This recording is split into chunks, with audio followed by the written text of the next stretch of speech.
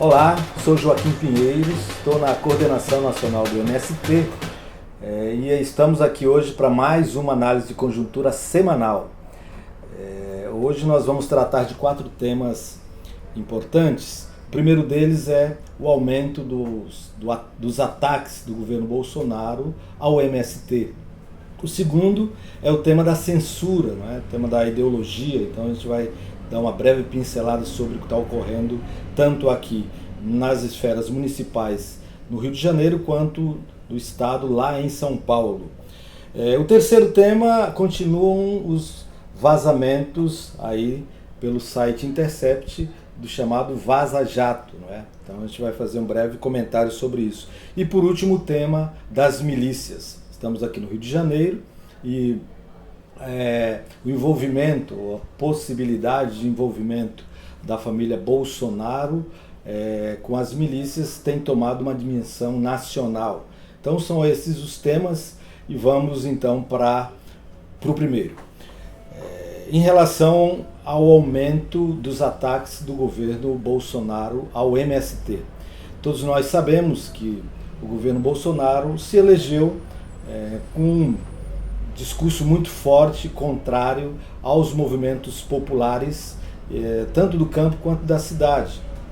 Mas isso, depois de eleito, esses discursos não ficaram só aí na campanha, Também se tornaram agora uma prática dentro do próprio governo. Tanto a questão indígena, Então, é cada vez mais preocupante o que está ocorrendo com as comunidades e populações indígenas, a negação do governo de não continuar o tema das demarcações das terras dos indígenas, também dos quilombolas, E por último o tema do MST, o tema da reforma agrária e dos movimentos do campo. Então, a gente percebe que logo depois de assumir o governo, o Bolsonaro extinguiu, ou seja, eliminou o Ministério do Desenvolvimento Agrário, que era o que cuidava da pasta da reforma agrária especificamente.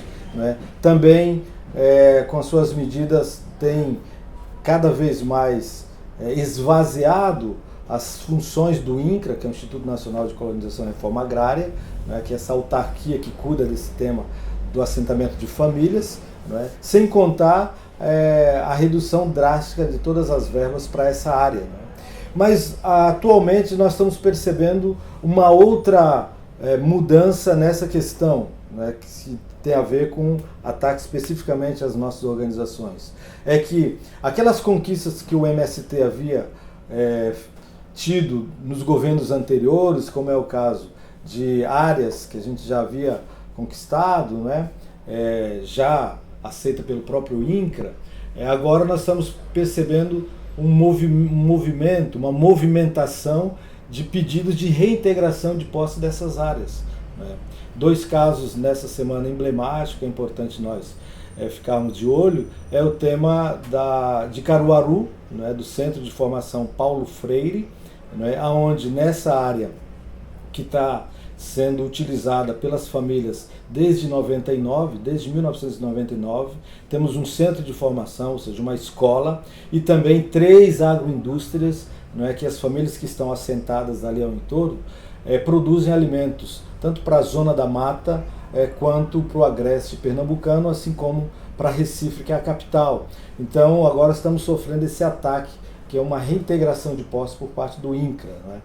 O segundo exemplo aí é aqui no Rio de Janeiro, que é a área do assentamento Oswaldo de Oliveira, que está localizado na cidade de Macaé.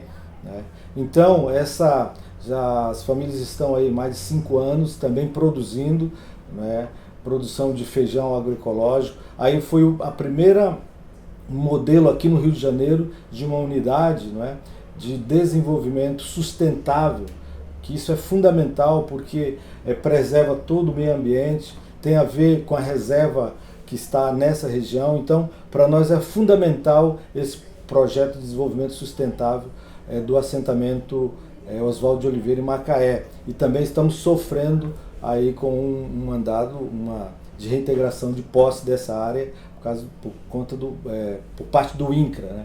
Então, a gente percebe uma outra modalidade que está ocorrendo já nessas áreas conquistadas. A gente sabe que a nossa história do MST é sempre atuar nesse processo de resistência, e não será diferente dessa vez também.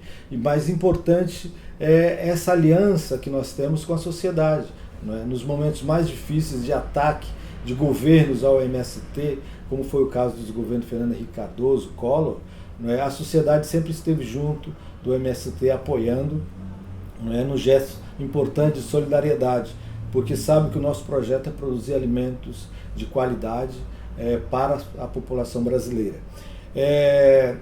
Também nós contamos, claro, com a ajuda aí dos nossos vários aliados, né, advogados, e também estamos nessa esfera jurídica para tentar impedir que de fato ocorra essa reintegração de posse, né?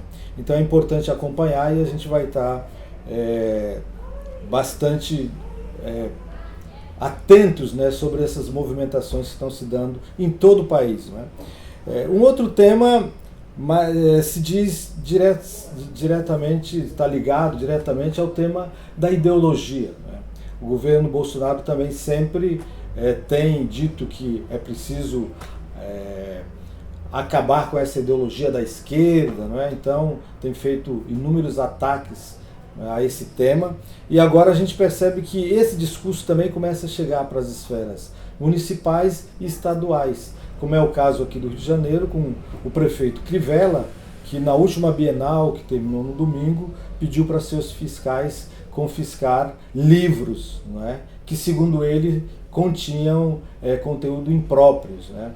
Felizmente, o Supremo Tribunal Federal impediu essa medida ilegal, não é? Autoritária, antidemocrática do prefeito Crivella. E em São Paulo, o governador Dória pediu para recolher cartilhas didáticas, segundo ele, que continham um forte conteúdo da ideologia de gênero, não é?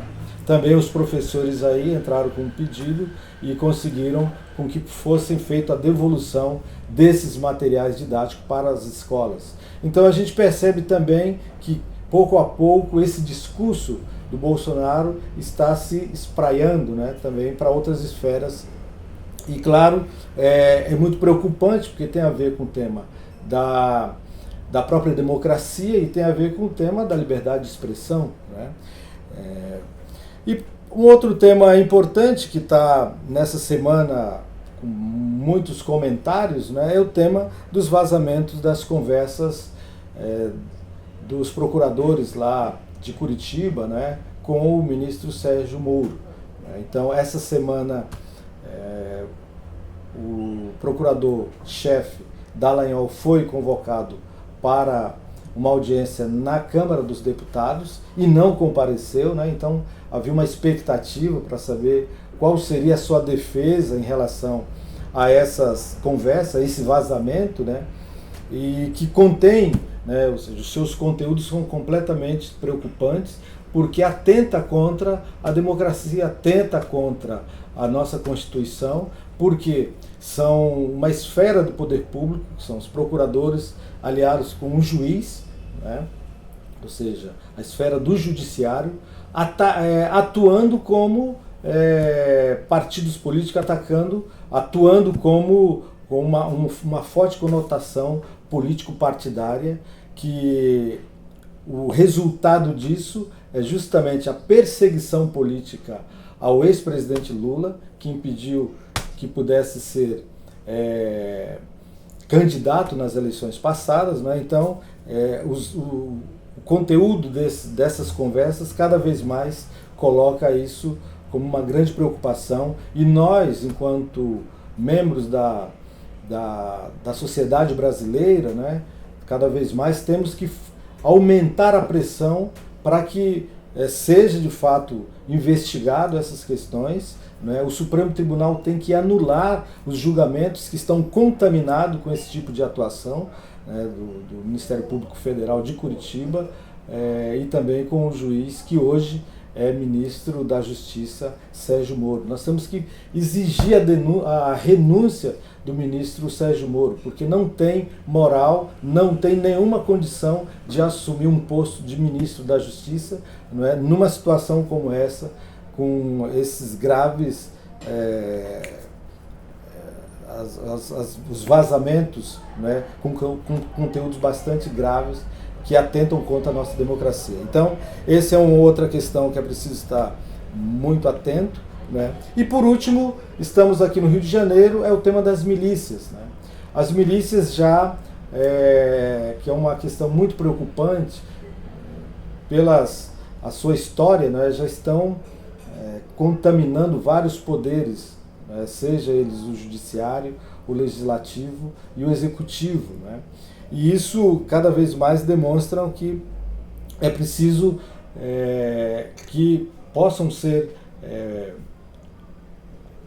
criadas ações, né, para conter esse avanço das milícias, né? E as últimas investigações aí indicam que começam a aparecer uma forte ligação entre as milícias aqui do Rio de Janeiro, principalmente com o ex-deputado estadual, que hoje é federal, que é o Flávio Bolsonaro, né? No gabinete do deputado Flávio Bolsonaro, aí estavam empregados várias pessoas, membros de família de milicianos, que inclusive muitos deles estão sendo acusados de participação do assassinato da Marielle Franco, né, a ex-vereadora que foi brutalmente assassinada, e até agora não apareceram quem são os verdadeiros mandantes desse crime, né?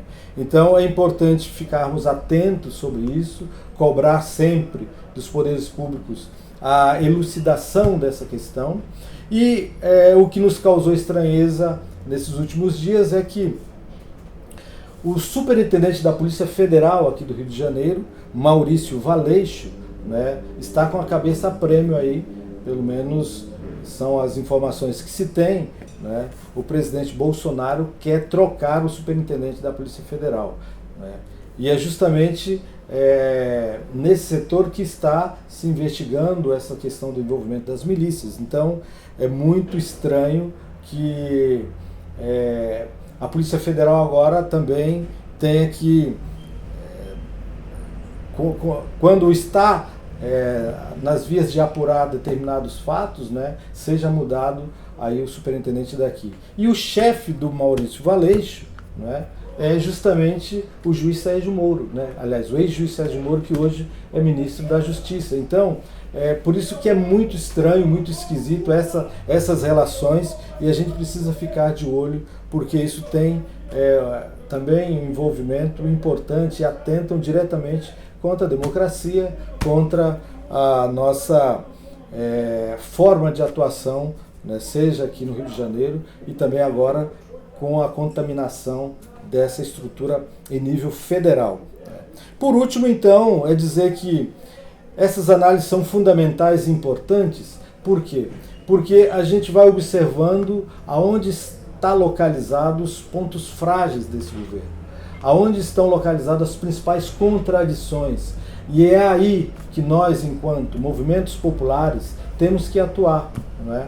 Temos que atuar diretamente, porque dessa forma é que a gente vai fazer uma pressão a esse governo, né, impedindo com que continue essa política de entrega das nossas riquezas, como é o caso das privatizações, continuem esse processo de caçar o direito da classe trabalhadora, como é o caso aí de vários projetos que estão sendo aprovados, né, as reformas trabalhistas, agora essa que está no Senado, que é da Previdência. Então a gente precisa ficar atentos para poder atuar diretamente nesse ponto mais frágil do governo.